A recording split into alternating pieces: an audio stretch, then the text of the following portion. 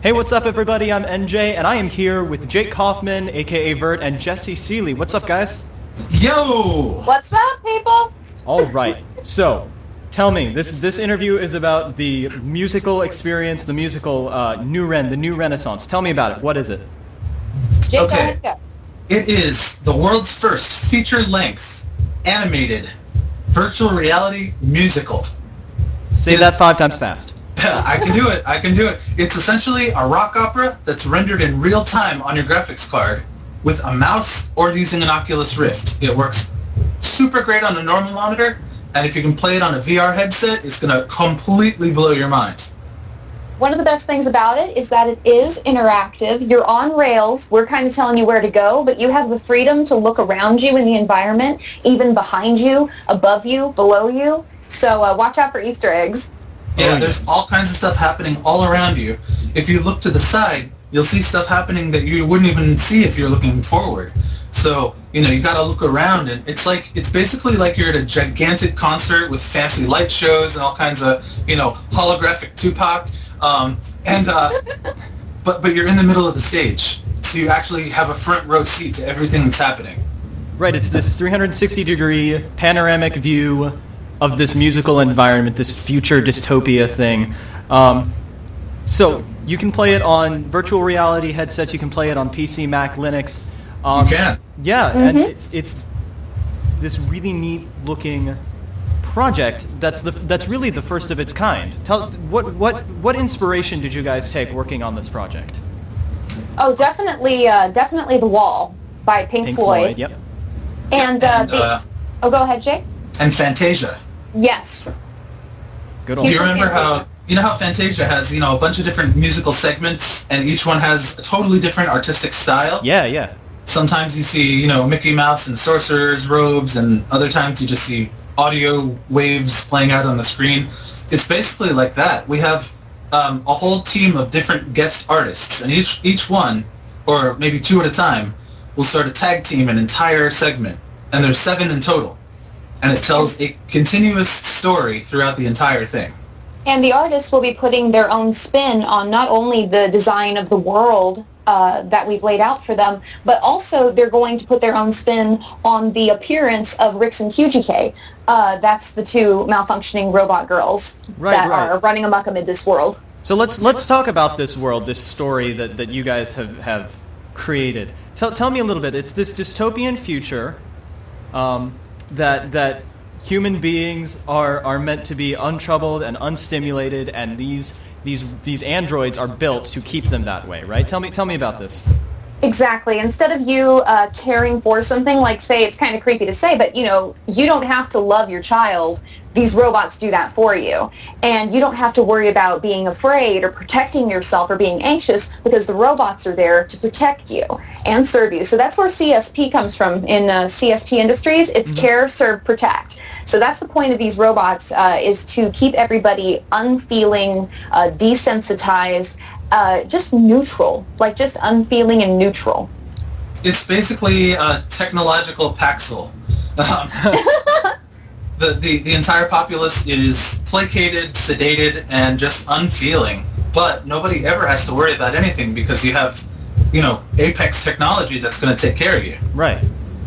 So that's kind of a futurist. It's a futurist nightmare. Yeah. I'm not sure which sci-fi authors have written specifically about this, but it's basically one of the possible ways it could go is super intelligent AI. Right. And not only are the robots there to maintain your lack of emotion and to assure that you don't feel anything, but also there's no stimulation allowed and hasn't been for who knows how long. Like, nobody can remember art or music or dancing or creativity or anything, like even nature, even a flower, because you look at a flower and it's lovely and it's beautiful and it makes your mind kind of go. Right. So everything has been stripped away and taken away and just made very dull. And that's where QGK and Rix come in, right?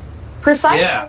They are the newest of their generation. Before them, there weren't robots that were capable of facial expression.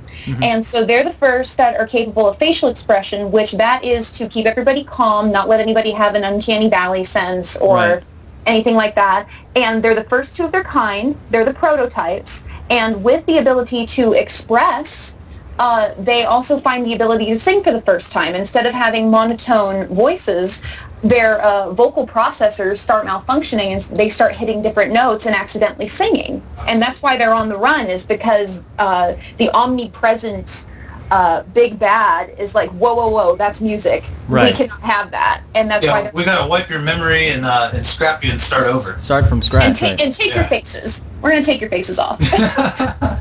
Wonderful! I have nightmares about that all the time. That is my favorite thing to think about. Robots without faces. Lovely. So basically, so what happens is they go on the run, and the little spaceship that you see in the demo is a. We didn't have time to put in a searchlight, but it's searching for them. It's trying to find them. Right. And it fails to do so because they're riding up elevators and kind of staying on the DL, and eventually they just jump right off the city, and they end up in the wastelands below. The untamed wastelands where all the nomads live. Right. And these are these humans and forgotten robot models that have escaped? Yeah, exactly. They've either escaped or were somehow never a part of this project by the omnipresent, big bad. So it's a project?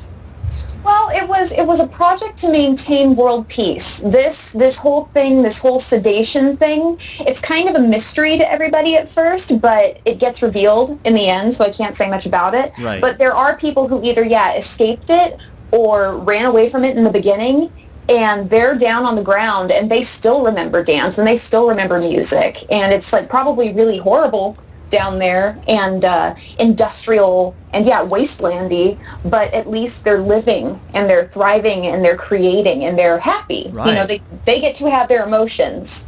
So would you say that, all things considered, would it better to be in this place down below, this industrial wasteland where you can remember music and stuff, or would it be better to be the people who are sedated in this story?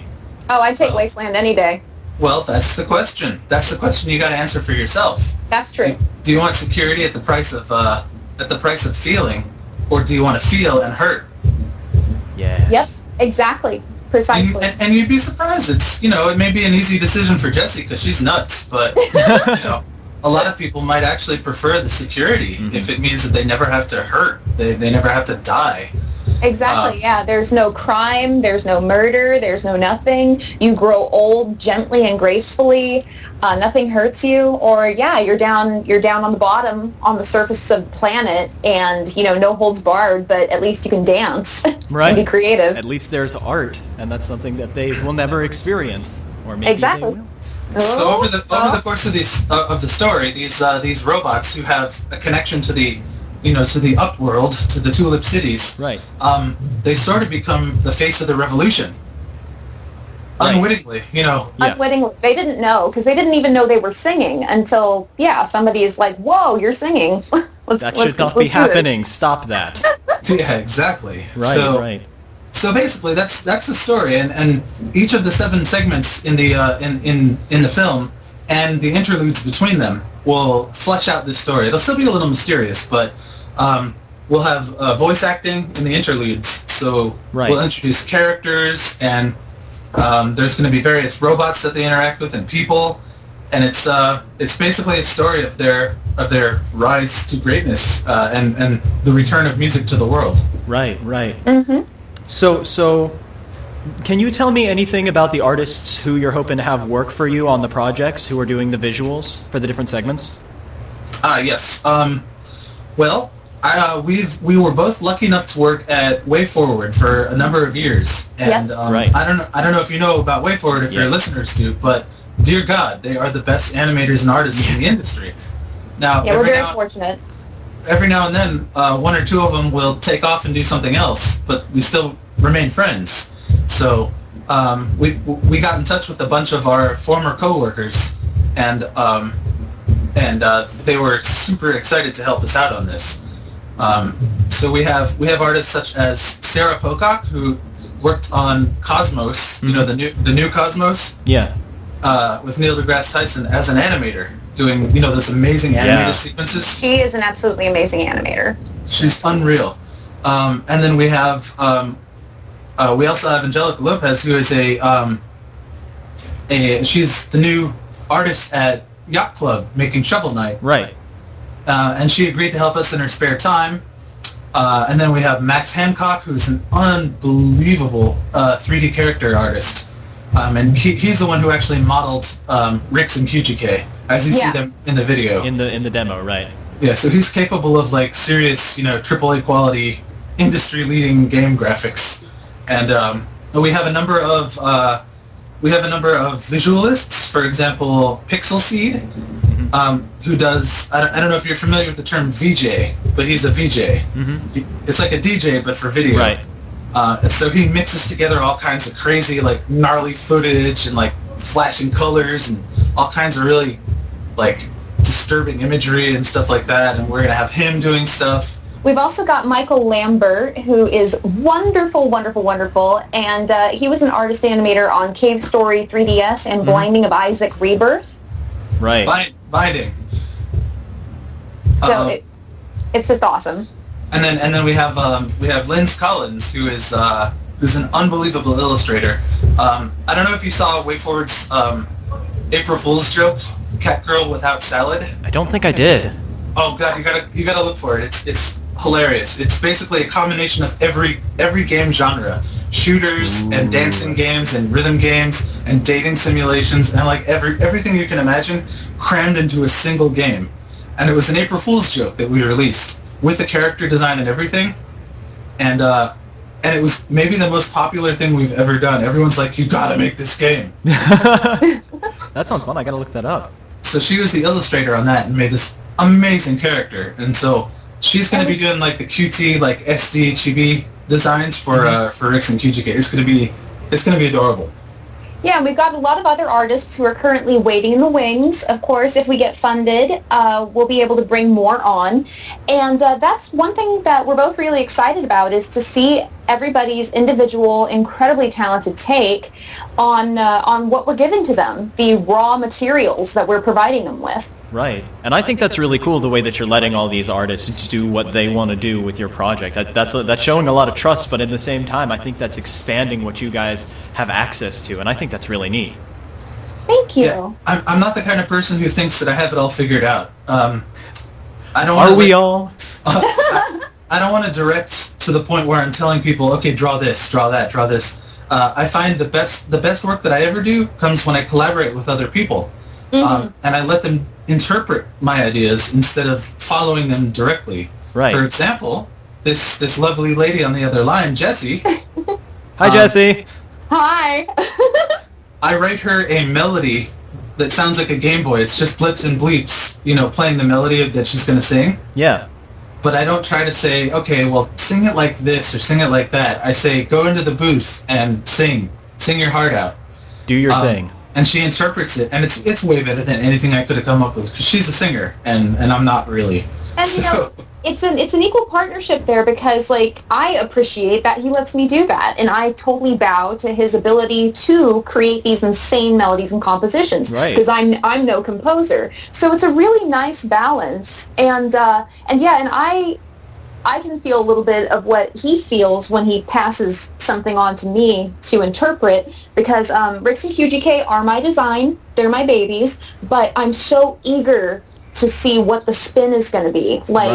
Giving them the bare bones, the basic model sheet, and then just letting these artists interpret them, tumble them around in their brain, and then toss them out in their own style. Yeah, yeah. On that subject, actually, how long have you guys been thinking about this project? Been planning on it, working on it? Oh gosh, year and a half, Jake? At least. It 2 started years? It started as just an album. We were just going to do a music album together with these characters, and sort of be sort of like the Gorillaz, a virtual band. Right. Exactly. And we were thinking maybe we'll do one animated music video if we could somehow pool the resources. Just to promote it and stuff like that, like a hit single kind of deal. Yeah. And then, my pal Justin, who is developing a game called Vanguard V for the Oculus Rift and other VR headsets. He's kind of like royalty in the VR scene. He's like, everybody looks up to this guy because he's just amazing. Right. So he sent me an Oculus Rift. He just mailed it to me one day. Have fun. Yeah. I put it on my head. Dude, holy crap. It's amazing. My entire life was like uprooted. I'm like, this is the next 10 years of my life. It's the coolest thing ever. That is when Jake sent me the Epiphany email. Yeah. The Epiphany. Tell me about this Epiphany email. Oh gosh, it was like paragraphs and paragraphs long, and I start at the beginning and I keep going, and I'm like, whoa, oh my god, yes, we need to do this with our project. So basically, him having this epiphany and strapping that thing onto his head and experiencing it, took the seed, like the little seedling of what we wanted to do, and just threw it into a metric ton of fertilizer with lots of water and ample room to grow. And it's just become this big, beautiful beast of an idea. Right. How is why did you guys turn to Kickstarter more than anything else? I'm broke. I feel you. I'm a musician working full-time freelancing, and I just don't have a lot of money. If I did, I would fund the entire thing myself. I didn't want to look for investors or publishers because they tend to be kind of scummy. Shackly, yeah. And we also want to kind of keep our hands on it, you know. That's not to say they're always bad. Sometimes you luck out and you get a really cool publisher who's going to let you, you know. Back at Way Forward, we worked with a bunch of publishers that were stellar, but every now and then you get one who's kind of like, we're going to take control of everything. Yeah. And that's a scary risk, especially this project is really close to mine and Jake's hearts. You know, it's our baby. Right. And that's why, like, we could maybe do this on our own, on a shoestring, but it'd be kind of terrible. I mean, the way to make this the best it could possibly be, and to be all that Jake and I know it could be, and that the team knows that it could be, was to turn to Kickstarter and get people excited about it. And in turn, getting them excited about it and getting pledges and getting support, the more we get, the more we're able to give back to everybody. The more polished we're able to make it, the more that we can bring this thing to true fruition and make it rock. Right. On that subject, do you have a backup plan? Can you make the project, basically? We can turn to outside sources for funding, and I have enough connections that I can get in touch with people who may be interested and may bite. But worst comes to worst, we'll piece it together track by track as we're able to. Right. Yeah. You know? Because this is such an innovative project. This is the first of its kind. It's this virtual reality musical, which, how many people thought that, you know, now suddenly virtual reality was going to explode out of nowhere from like 5 years ago to now, and then suddenly we have this beautiful new medium that we can work with. Yeah, and it's a wonderful medium. Yeah. It's incredible just to think about. And I'm sorry, Jamie. No, go ahead. To what Jake said, yes, we can release it track by track, and that could happen. And I don't know. I think we both really want to make this happen no matter what, so that's probably what would happen. But if you guys listening and our backers and everybody else that they're sharing this with, if you want it now, if you want it the quickest and best possible way, it's going to need to be through funding. Because onesie-twosie could happen, track by track, just feeding along, but who knows how long that would take. If we meet our goal and knock this out, we can just hand it to you. We can have a certain development and production time, and there you go. It's plopped in your lap. It's finished. It's a cohesive movie, and you've got it. Yeah, we're looking at about a year of development time, and you know that's way faster than we could do it on our own. Right. Much faster. And being able to, I'm extremely adamant about paying people for doing work, and I want to make sure that everybody's compensated fairly. So we're not actually taking a cut of this for ourselves at all. Not at all. Until the project is released and for sale. Right. And then we'll get yachts and retire in the Bahamas, or maybe that is the goal. Maybe get a six-pack and, you know, take a weekend off. I'm gonna get a pony. Oh, dude, I want to ride on a pony. That sounds awesome. Now, honestly, what I'm gonna do if I end up making any money off of this in the end, I'm going to pour it back into a development studio so that I can make video games. Damn straight. Yeah, that's what I want to do. I have two ideas for games right now that are pretty much $1 million ideas. That's wonderful. Again, something that nobody's done, and yet is familiar to everybody because they've all played games that have those elements in them. So, I hope it works out. Me too, man. I'm excited. It sounds great. Can we talk about the music for a little bit? Of course. Sure. Okay. So seven segments, right? And then piecing in between. What kind of genre of music are you going for? Is it going to be one cohesive thing? What are you looking for that? Go ahead. Okay. So our musical influences here include industrial bands such as KMFDM and like Front 242 and like all these like super awesome industrial groups. Even Nine Inch Nails, which is crossing over into electronic and rock. But it's not going to all be aggressive. We're going to have some more ethereal tracks that lean towards Bjork or Tangerine Dream or Brian Eno. So we're taking stuff from basically the genre that I would most accurately describe it as is cyberpunk. Cyberpunk. I think I can get on board with that. Okay. Yeah, because even though we're going to be taking influence, it's going to kind of depend on what the song for that particular part of the story needs. Even though we're pulling influences from a variety of places, it's going to be cohesive. It's going to still have that cyberpunk feeling all the way throughout. Right.